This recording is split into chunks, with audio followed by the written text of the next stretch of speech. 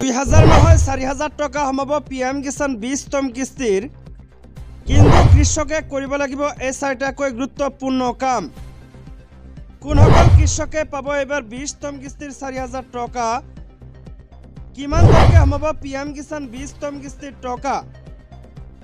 অংগনবাড়ী ৰান্ধনী আশাৰ দৰমহা বৃদ্ধি কৰিলে চৰকাৰে। 2000 টকা বৃদ্ধি কৰিলে ৰান্ধনীৰ দৰমহা। 4000 টকা বৃদ্ধি কৰিলে আশা কৰ্মীৰ দৰমহা। কেতিয়া বৃদ্ধি হ'ব অংগনবাড়ী কৰ্মীৰ দৰমহা? ৰাজ্যৰ মুখ্যমন্ত্ৰী হিমন্ত বিশ্ব শৰ্মাৰ কেইবাটাও গুৰুত্বপূৰ্ণ ঘোষণা। আন কেইবাটাও গুৰুত্বপূৰ্ণ খবৰ একেলগে চাওক। অসমৰ লগতে ভাৰতৰ বিভিন্ন প্ৰান্তৰ পৰা কেইবাটাও গুৰুত্বপূৰ্ণ খবৰ যুগুতোৱা হৈছে। কেইবাটাও ৰাজনৈতিক গুৰুত্বপূৰ্ণ খবৰ এই ভিডিঅ'ৰ মাধ্যমত জানিব পাৰিব। ভিডিঅ'টো চাই থাকিব। লগতে চেনেলটোত যদি নতুনকৈ আছে তেন্তে চেনেলটো ছাবস্ক্ৰাইব কৰাৰ লগতে ভিডিঅ'টোত এটা লাইক কৰি দিব। তেন্তে আহক বন্ধু বান্ধৱীসকল আজিৰ ভিডিঅ'টো আৰম্ভ কৰোঁ। নমস্কাৰ। ৰাজ্যৰ প্ৰথমটো ডাঙৰ গুৰুত্বপূৰ্ণ খবৰ আছে পিএম কিষাণ কৃষকসকলৰ কাৰণে। পিএম কিষাণ কৃষকে 4টা কাম নকৰিলে লাভ নকৰিব পিএম কিষাণ আঁচনিৰ ধন। এইবাৰ 2000 টকাৰ সলনি 4000 টকা সোমাব আপোনাৰ বেংক একাউণ্টত। কিন্তু কৰিব লাগিব এই গুৰুত্বপূৰ্ণ 4টা কাম। দেশজুৰি 11 কোটিৰো অধিক কৃষকে প্ৰধানমন্ত্ৰী কিষাণ সন্মান নিধি যোজনাৰ 20 সংখ্যক কিস্তিৰ বাবে অপেক্ষা কৰি আছে। এই আঁচনিৰ অধীনত যোগ্য কৃষকসকলক প্ৰতি বছৰে 6000 টকা প্ৰদান কৰা হয়, যিটো 3টা সমান কিস্তিত প্ৰদান কৰা হয়। এই ধন প্ৰতি 4 মাহৰ মূৰে মূৰে পোনপটীয়াকৈ হিতাধিকাৰীৰ বেংক একাউণ্টলৈ ট্ৰান্সফাৰ কৰা হয়। কিন্তু এইবাৰ 20 সংখ্যক কিস্তি মুকলি কৰাত পলম হোৱা বুলি অনুমান কৰা হৈছে, কিয়নো এতিয়ালৈকে পৰৱৰ্তী কিস্তিৰ বিষয়ে কোনো আনুষ্ঠানিক ঘোষণা কৰা হোৱা নাই। কিন্তু বহুতে বিশ্বাস কৰে যে 20তম কিস্তিৰ ধন জুন মাহ অৰ্থাৎ এইটো মাহৰ শেষৰ সপ্তাহত বা জুলাই মাহৰ আৰম্ভণিতে ট্ৰান্সফাৰ কৰা হ'ব পাৰে।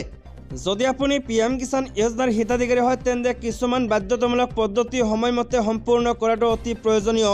এই 4টা কাম নকৰিলে আপোনাৰ 2000 টকাৰ কিস্তি আবদ্ধ হৈ পৰিব পাৰে। আপুনি কৰিবলগীয়া 4টা কাম হৈছে, প্ৰথমটো কাম হৈছে আধাৰক আপোনাৰ বেংক একাউণ্টৰ সৈতে লিংক কৰিব লাগিব। যদি আপোনাৰ বেংক একাউণ্ট নম্বৰ আৰু আধাৰ লিংক নহয় তেন্তে আঁচনিৰ ধন আবদ্ধ হৈ পৰিব পাৰে। বেংকত গৈ পলম নকৰাকৈ আধাৰ আপডেট কৰক। দ্বিতীয় কামটো হৈছে EKYC প্ৰক্ৰিয়া সম্পূৰ্ণ কৰা। পিএম কিষাণ আঁচনিৰ পৰা ধন পাবলৈ EKYC কৰাটো বাধ্যতামূলক। যদি আপুনি এতিয়াও EKYC কৰা নাই তেন্তে সোনকালে সম্পূৰ্ণ কৰক। তৃতীয় কামটো হৈছে ভূমিৰ ৰেকৰ্ড পৰীক্ষণ। চৰকাৰী তথ্যভাগত আপোনাৰ নামত থকা ভূমিৰ ৰেকৰ্ড সঠিকভাৱে আপডেট কৰা হৈছে নে নাই পৰীক্ষা কৰক। ভূমিৰ ভুল বা অসম্পূৰ্ণ তথ্যৰ ফলত কিস্তি বাতিল হ'ব পাৰে। ৰাজ্যৰ আন এটা ডাঙৰ গুৰুত্বপূৰ্ণ খবৰ হৈছে ৰাজ্যৰ আশা কৰ্মীলৈ ভাল খবৰ। মাহে 1000 টকাকৈ মঞ্জুৰি বৃদ্ধি আশা কৰ্মীৰ। 1 অক্টোবৰৰ পৰা মাহে 4000 টকাকৈ লাভ কৰিব আশা কৰ্মীসকলে। যিসকল ৰাজ্যৰ আশা কৰ্মী আছে তেওঁলোকৰ কাৰণে গুৰুত্বপূৰ্ণ ভাল খবৰ দিলে ৰাজ্যৰ মুখ্যমন্ত্ৰীগৰাকীয়ে। 1000 টকাকৈ বৃদ্ধি পালে আশা কৰ্মীৰ দৰমহা। পূৰ্বতে 3000 টকা লাভ কৰিছিল। 3000 টকাৰ সলনি 1 অক্টোবৰৰ পৰা 4000 টকা লাভ কৰিব। লগতে যিসকল ৰন্ধন কৰ্মী আছে তেওঁলোকে 1500 টকাৰ পৰা 2000 টকালৈ লাভ কৰিব। অৰ্থাৎ ৰান্ধনীসকলৰ 500 টকা বৃদ্ধি কৰা হৈছে দৰমহা। লগতে অংগনবাড়ী যিসকল কৰ্মী আছে তেওঁলোকৰ দৰমহা 1 অক্টোবৰৰ পৰা বৃদ্ধি হ'ব পাৰে। ৰাজ্যৰ পৰৱৰ্তী ডাঙৰ খবৰটো হৈছে শীঘ্ৰে পূৰণ কৰা হ'ব 5550টা শিক্ষকৰ পদ। ৰাজ্যৰ শিক্ষিত নিবনুৱাসকলৰ কাৰণে আহিছে এটা ভাল খবৰ। ৰাজ্যৰ শিক্ষিত নিবনুৱাৰ বাবে আহিছে এটা ভাল খবৰ। শীঘ্ৰে নিযুক্তি হ'ব প্ৰাথমিক পৰ্যায়ৰ 5550টা শিক্ষকৰ পদত। 3008টা উচ্চ প্ৰাথমিক আৰু 1750টা নিম্ন প্ৰাথমিকৰ পদ পূৰণ কৰা হ'ব। পদসমূহ পূৰণৰ বাবে শুকুৰবাৰৰ পৰা আৰম্ভ হ'ব নথি পৰীক্ষণ প্ৰক্ৰিয়া।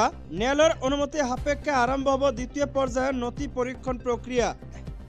লগতে নিউজৰ অধীনত DLED কৰা সকলে সাক্ষাতৰ সুবিধা লাভ কৰিব। ন্যায়ালয়ৰ নিৰ্দেশতে নিউজৰ অধীনত DLED কৰা সকলে সাক্ষাতৰ সুবিধা প্ৰদান কৰা হৈছে। এই কথা জনালে প্ৰাথমিক শিক্ষা সঞ্চালক সুৰঞ্জনা সেনাপতি। ৰাজ্যৰ পৰৱৰ্তী ডাঙৰ খবৰটো হৈছে লক্ষ্য 2026ৰ বিধানসভা নিৰ্বাচন। উত্তৰ অসমৰ 17টা সমষ্টি দখলৰ ব্লুপ্ৰিণ্ট বিজেপিৰ। 2026ৰ বিধানসভা নিৰ্বাচনক লৈ 7 দফীয়া ব্লুপ্ৰিণ্ট প্ৰস্তুত কৰিছে শাসকীয় বিজেপিয়ে। ইয়াৰে অন্যতম হৈছে উত্তৰ অসমৰ 17টা সমষ্টিক লৈ বিজেপিৰ ব্লুপ্ৰিণ্ট।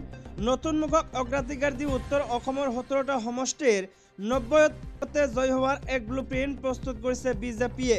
2026 বিধানসভা নিৰ্বাচনৰ পূৰ্বে 126টা সমষ্টিক কেন্দ্ৰ কৰি শাসকীয় বিজেপিয়ে 7 দফীয়া শাসকীয় বিজেপিয়ে হাতদপিয়া নিৰ্বাচনী ব্লুপ্ৰিণ্ট ইতিমধ্যে প্ৰস্তুত কৰিছে। ইতিমধ্যে তিনিটাকৈ দলীয় সাৰ্ভেত পোৱা পোনপটীয়া তথ্যৰ ভিত্তিত শাসকীয় বিজেপিয়ে আৰম্ভ কৰি দিছে আন এক গোপন সাৰ্ভে। হাতদপিয়া নিৰ্বাচনী ব্লুপ্ৰিণ্টৰ ভিতৰত অন্যতম হৈছে উত্তৰ অসমৰ 17টা বিধানসভা সমষ্টি। উত্তৰ অসমৰ 17টা সমষ্টিৰ ভিতৰত অন্যতম হৈছে ঢেকিয়াজুলি সমষ্টি। এই সমষ্টিটোত মন্ত্ৰী অশোক সিংহলকে বিজেপিয়ে টিকট দিবনে নাই এতিয়াও চূড়ান্ত নহয়। ইয়াৰ বিপৰীতে বিৰোধী কংগ্ৰেছৰ তৰফৰ পৰা পানেশ্বৰ বসুমতাৰীয়ে টিকট পোৱাটো প্ৰায় নিশ্চিত। বৰছলা সমষ্টি পুনৰ নিৰ্ধাৰণৰ পাছত নেপালী সম্প্ৰদায়ৰ ভোটাৰ সংখ্যা হ্ৰাস পায়।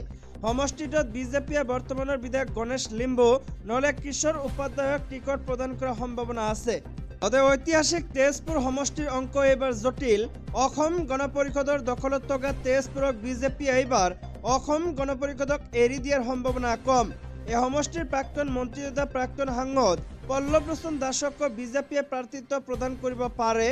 একেদৰে ৰঙাপাৰাত বিজেপিয়ে কৃষ্ণকমল তাঁতী আৰু নদুৱাৰত পদ্ম হাজৰিকাক টিকট প্ৰদান কৰি পুনৰ নিজৰ দখলত ৰাখিবলৈ চেষ্টা কৰিব। অৱশ্যে নদুৱাৰত পদ্ম হাজৰিকাৰ বিৰুদ্ধে বিৰোধী কংগ্ৰেছে নতুন মুখ পাৰ্থ প্ৰতিম বৰাক টিকট প্ৰদানৰ সম্ভাৱনা আছে। ৰঙাপাৰাৰ বিপৰীতে বিশ্বনাথত বিজেপিয়ে প্ৰমোদ বৰঠাকুৰকে পুনৰ টিকট প্ৰদানৰ সম্ভাৱনা আছে। বিশ্বনাথত কংগ্ৰেছে জয়ন্ত বৰাক প্ৰক্ষেপ কৰাৰ সম্ভাৱনা আছে। অনুসূচিত জাতিৰ বাবে সংৰক্ষিত 42 বিজেপিয়ে এইবাৰ নতুন প্ৰাৰ্থী প্ৰক্ষেপ কৰিব। চৰ্চাত আছে বিজেপিৰ যুৱ প্ৰজন্মৰ বাপ্তি দাস। গহপুৰ সমষ্টিক লৈ এইবাৰ বিজেপিয়ে নতুন মুখৰ সন্ধান কৰিছে। এই সমষ্টিটোত মুখ্যমন্ত্ৰীৰ সেউজ সংকেত মৰ্মে পাব টিকট। সমষ্টিত বিৰোধী কংগ্ৰেছৰ হৈ প্ৰতিদ্বন্দ্বিতা কৰিব ৰিপুণ বৰাই। উত্তৰ অসমৰ শোণিতপুৰ আৰু বিশ্বনাথ জিলাৰ এই 8 সমষ্টিকে লৈ ন ব্লুপ্ৰিণ্ট প্ৰস্তুত কৰিছে শাসকীয় বিজেপিয়ে। সমান্তৰালকৈ বিৰোধী কংগ্ৰেছে আৰম্ভ কৰিছে নিৰ্বাচনী ৰণনীতি। কিন্তু বিজেপিৰ তুলনাত কংগ্ৰেছৰ স্থিতি এতিয়া নগণ্য হিচাপে বিবেচিত হৈ আছে। ৰাজ্যৰ পৰৱৰ্তী ডাঙৰ খবৰটো হৈছে পৰ্বতজোৰাত অব্যাহত আছে প্ৰতিবাদ।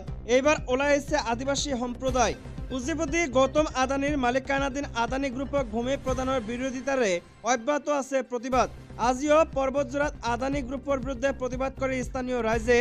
আজি পৰ্বতজোৰাৰ মংগলাজোৰা মংগলাহাট অঞ্চলত 4টাকৈ আদিবাসী দল সংগঠনৰ উদ্যোগত আদানী গ্ৰুপক ভূমি দিয়াৰ বিৰুদ্ধে বিটিআৰ চৰকাৰ অসম চৰকাৰৰ আদানী গ্ৰুপৰ বিৰুদ্ধে তীব্ৰ প্ৰতিবাদ সাব্যস্ত কৰে এই সংগঠন কেইটাই। তেওঁলোকলৈ সমৰ্থন আগবঢ়াই স্থানীয় ৰাইজে। উল্লেখযোগ্য যে বুধবাৰে মংগলাহাট অঞ্চল পৰিদৰ্শন কৰিছিল বন বিভাগৰ এটা দলে। তাৰ পিছতে এই অঞ্চলটোৰ ভূমি আদানী গ্ৰুপলৈ হস্তান্তৰ কৰাৰ আতংকই বিৰাজ কৰিছে অঞ্চলটোৰ এই জনজাতীয় লোকসকলৰ মাজত।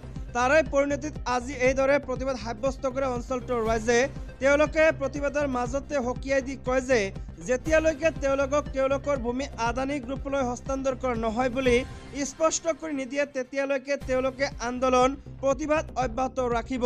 উল্লেখযোগ্য যে জনজাতীয় বসতি প্ৰদান পৰ্বতজোৰাৰ প্ৰায় 3000 বিঘা ভূমি আদানী গ্ৰুপলৈ তাপবিদ্যুৎ প্ৰকল্প নিৰ্মাণৰ বাবে আবণ্টন দিয়াৰ কথা পোহৰলৈ অহাৰ পিছতে বড়ো জনগোষ্ঠীয় বসতি প্ৰদান অঞ্চলটোৰ ৰাইজে প্ৰতিবাদ কৰি আহিছে।